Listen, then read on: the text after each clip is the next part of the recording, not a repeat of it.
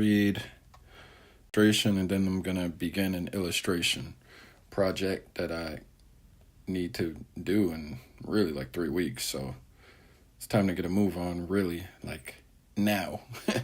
Like now. So I think I can do it though. I just need to increase my stamina when it comes to sitting and drawing for long periods of time. I tend to not want to sit down forever and work on a drawing. Already yawning. But like, for example, when I have class though, like I have class tomorrow, like I could sit there and do it for 4 hours. Or when I'm at a job doing live drawings, I could sit and do live drawings for 4 hours. Like that doesn't bother me. My hand doesn't get tired. I don't get bored. It's exciting. But when it comes to like illustrating and the concepts and thinking of the concepts, it's really the thinking that gets me tired more than the actual drawing. I get tired from thinking. Do a little bit less thinking and do more drawing. Less thinking, more drawing. That's what I'll do.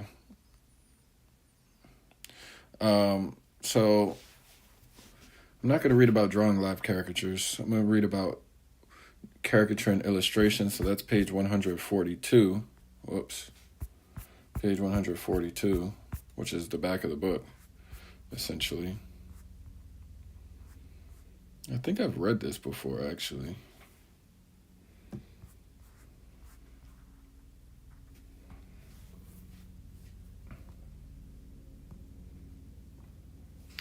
All right, so caricature and illustration. The ability to do good caricature illustration leads to many opportunities in the world of publication and multimedia. Most news and feature articles, films, TV shows, stories, and other forms of communication and entertainment are about people, what they do, who they are, and what makes them interesting. Skip to the side here where it says caricature is a unique way to represent the people who are the subject matter of these various narratives, and that makes for a nearly endless list of potential freelance clients. Caricature is highly versatile and can range from extremely critical to simply amusing and anywhere in between. All right.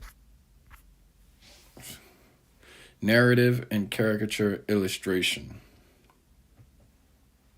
All of the concepts we've illustration, learning how to exaggerate rather than distort, how to create strong recognizability, how to incorporate statement in a caricature. These skills are important regardless of the application of the work.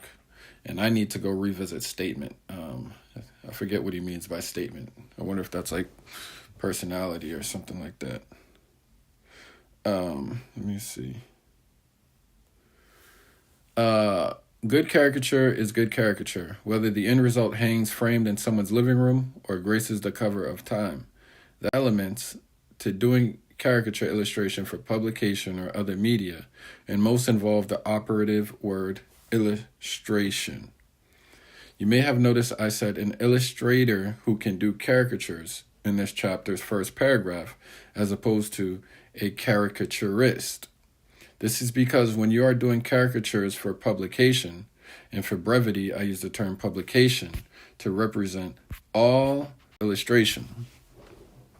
The caricature itself is only one element of the project as a whole. The artist is no longer just doing a caricature. He or she is doing an illustration that features caricature as a central element. That may seem like simple semantics, but it isn't. Okay, I understand that. Most caricature illustrations have a larger purpose beyond simply depicting the subject's features in a funny story to tell about the subject, and it's the job of the illustrator to help tell that story visually. This adds the all-important narrative element to caricature illustration. Narrative is the message the client needs an illustrator to describe visually with the art.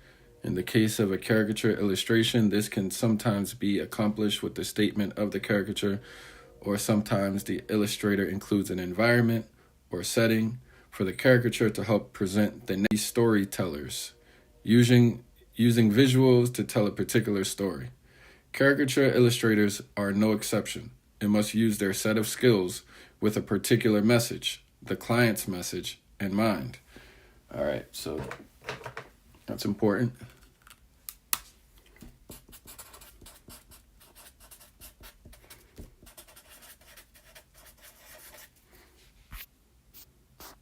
Avoiding LCD. So I already read this one before too.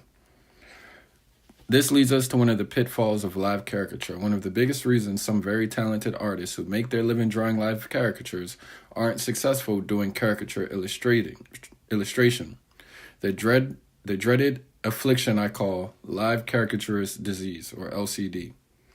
LCD isn't really a disease, of course. It's a condition many live caricaturists develop that unfortunately limits their ability to parlay their skills at exaggerating the face of a live model into publication work. Basically, it's the belief that the universe begins at the top of the head and ends just below the neck. I've known exaggerated likenesses, whose skill at drawing the face is absolutely spectacular. However, when confronted with the challenge of drawing a car or a building or a toaster, they are flummoxed. Moreover, the narrative aspect of illustration escapes them. Why? Because live caricature usually does end at the neck, and things like figure work, environment, and narrative are distant concerns in the typical live caricaturist workday. When you draw 10,000 5-minute caricatures a year with big heads and little throwaway bodies, it's not hard to focus completely on the face.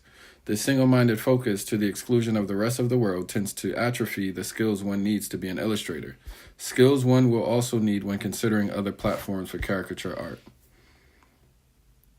Caricaturists who want to apply their abilities to publication illustration need to broaden their horizons beyond the head and embrace caricaturing the world itself, which is why I took the damn class that I'm taking right now. No easy task.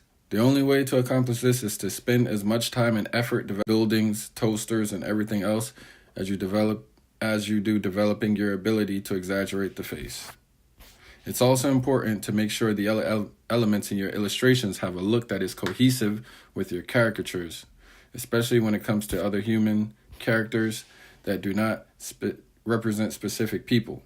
In fact, you need to present the viewer with a cohesive and believable universe in which your caricatures look like they belong. The editor of Mad Magazine and an illustrator himself once explained this to me using the great Jack Davis as an example. Quote, a Jack Davis caricature is instantly recognizable as a Jack Davis drawing, but when Jack draws a chair or a boat or a foot, they are also instantly recognizable as a Jack Davis drawing, end quote. Davis creates a universe in which everything he draws, including his caricatures, looks like it belongs in that universe. A caricature illustrator needs to be able to caricature both with equal success. Oh, damn. Wait. I see how it goes. It's going to go to this paragraph, then back up here. Caricature illustration and style. One of the great things about caricature is that as an art form, it can include virtually any method of drawing or rendering, and still, these desperately produced pieces will be instantly recognizable as the cartoony line work of Mort Drecker, the lavish painting of Sebastian Kruger, the element lines of Albert Hirschfeld, the graphic design and color of David Cowles.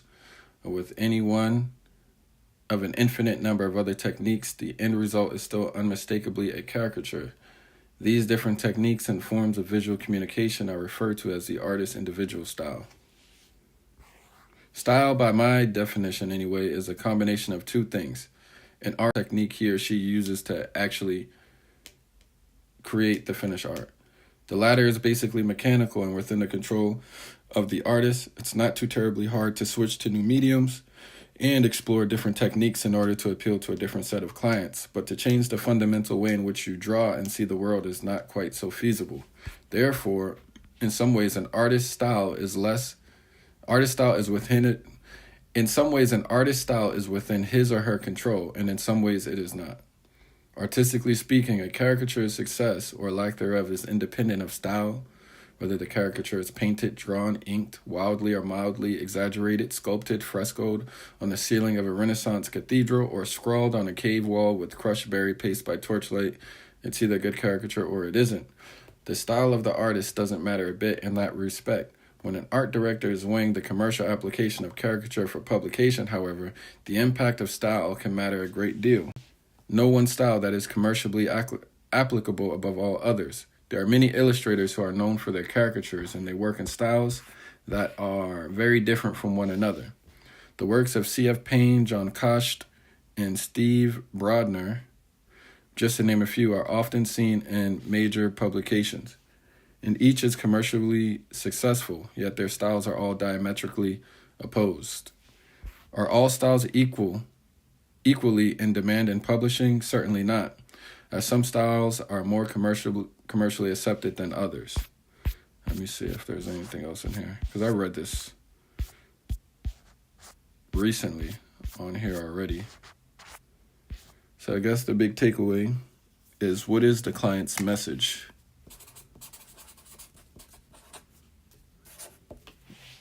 I think that's the biggest point to get across here. Technical stuff, it could come later.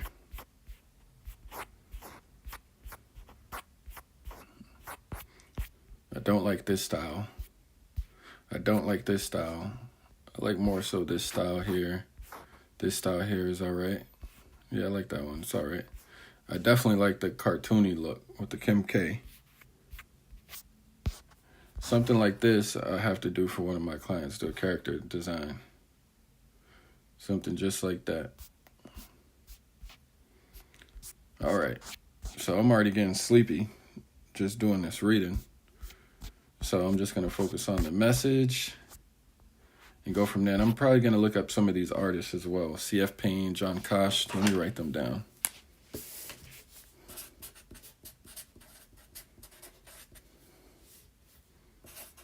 John Kost. Steve Brodner. There was another, his name David Cowles. Yep, David Cowles.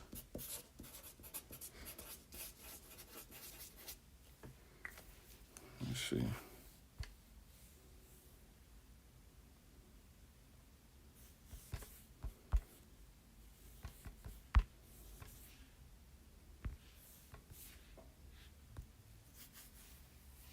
Oh, I've seen this guy's work before. Yeah, I've seen it before. Wonder Woman. I wouldn't call that caricature though, but that's just like this. That's just my opinion on this. It could be viewed as such though. Babe Ruth. Pam Anderson. I thought she had like a mole somewhere, or a beauty mark somewhere. Donald Trump about to blow up the earth. Obama. Don't know who Glenn Beck is, but I probably would if I'd seen him. George Bush. The Beatles.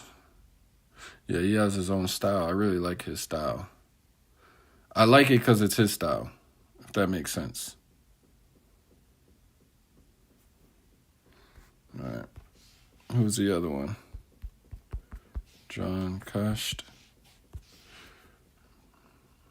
These seem to already be in my already, so let's see his line work. His line work's pretty cool. Very minimalistic. Jay-Z down there. Cool stuff. Very cool stuff. Cool stuff. C.F. Payne. C.F. Payne.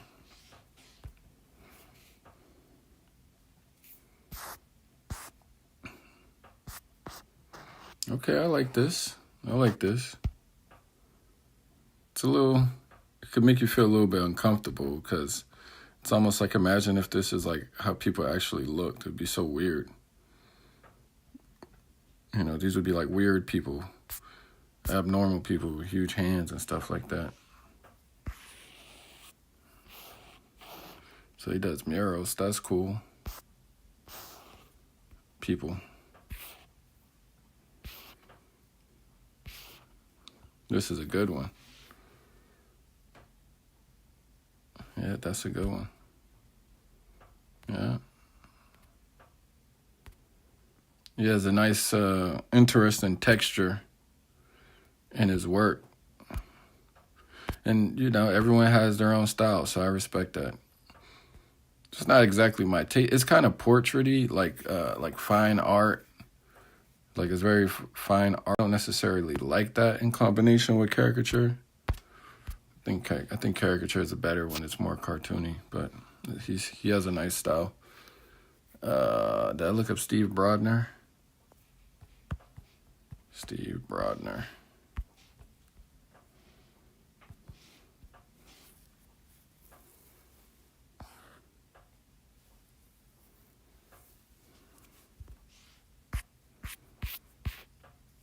Okay, I kind of like this. I like it's interesting. It's different.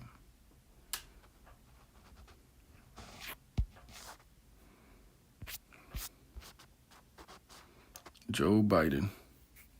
So he does a lot of political work. It's interesting to say Trump is a Nazi, but then see his advocacy for Israel. I don't know if that necessarily makes sense. That must be a perplexing thing to deal with. But he's very simple. But I like this. I see Putin on to the far left. I'm pretty sure that's Putin. I'm not sure why he has yellow hair. I see the Somali one from Minnesota, that girl. I forget her name. Wow, that is a good one. Is that Trump's son? I forget who that is. But that's a good one. That's like instantly like, whoa. That's really good. That's really good. Wow. Is that Cornel West? Yeah, he has a nice style. I like his style. That's a good one. I'm trying to see who else I recognize in here. That kind of looks like Mitt Romney a little bit right here. Who else? I don't know if I recognize anyone else in here. But this dude, that's definitely Donald Trump Jr.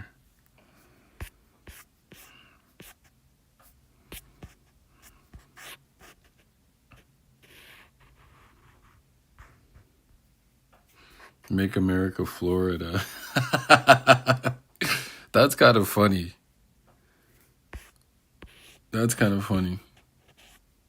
So he does he's worked with Time Magazine, The Nation, Trump again. Trump's everyone's favorite subject, huh? Is this Putin? Yeah, it's Putin. I don't know why he makes Putin with yellow hair, though. It's interesting.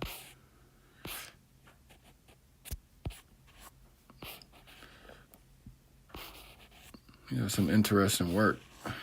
I forget this guy's name. No, not Rubio. Damn, what's his name? It's not Rubio. Rubio's the other one. I forget this guy's name, but I know who it is.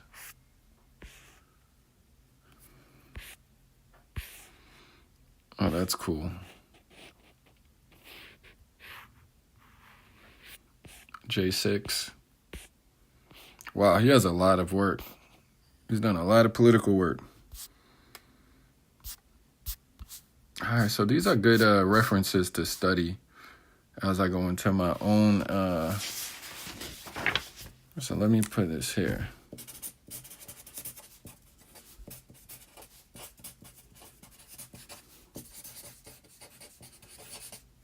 All right, so we're going to answer this question.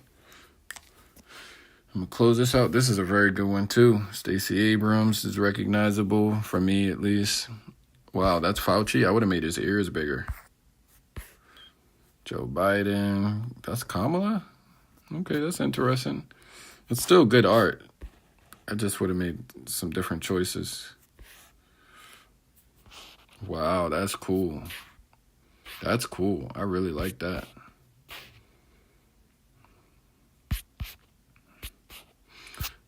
Yeah, personally, I wouldn't like my work to get wrapped up in politics. I'm all good.